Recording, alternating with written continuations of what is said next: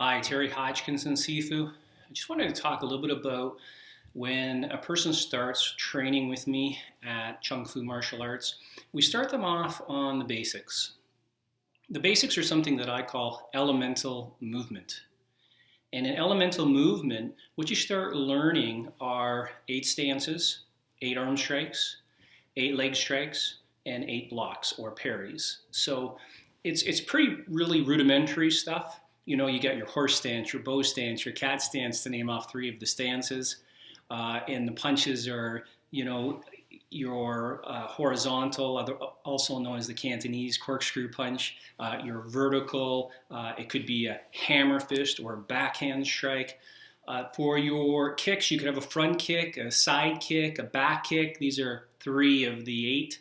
And then of the parries or the blocks, you could have a swinging motion, or you could have a forward motion like this, it comes up into sort of a bell type motion.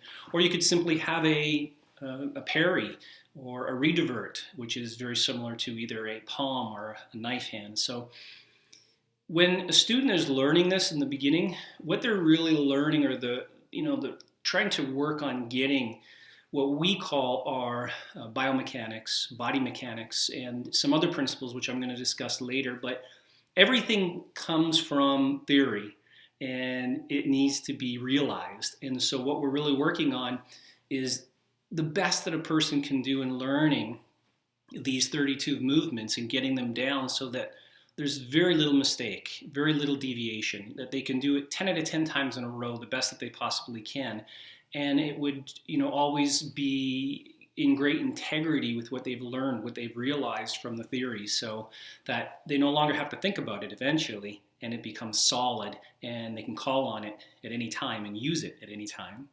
So this is the elemental movement, and as I said, these are the basics, and a student can spend some time on this. I mean, this is not, you don't whiz through this unless you've had training before, and you can adapt very quickly.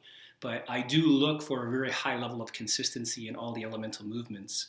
But once you have that, the training becomes much easier because it's a combination of these elements.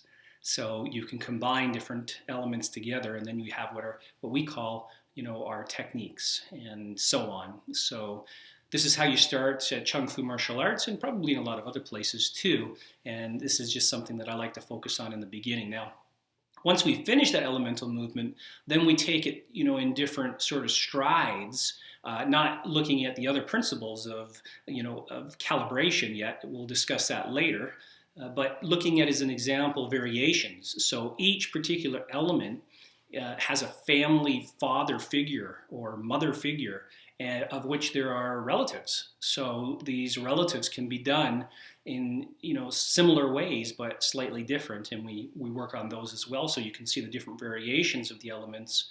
And also we do it from a non-traditional point. So instead of learning it from, as a traditional point would be here, we do it from here, which is non-traditional, hands up, sort of on the street type thing, and here into the horizontal strike, but straight from a neutral kind of position with the hands just up, saying, hey, I don't want any trouble. And we do everything from that position so that it can come out of nowhere. And then after that, we do combinations, so a person can get used to multiples from any one position at any time. And so that would cover the elemental training, and next time we'll talk more about the biomechanics and also calibration principles. Thank you. I hope you're training hard, and again, train smart.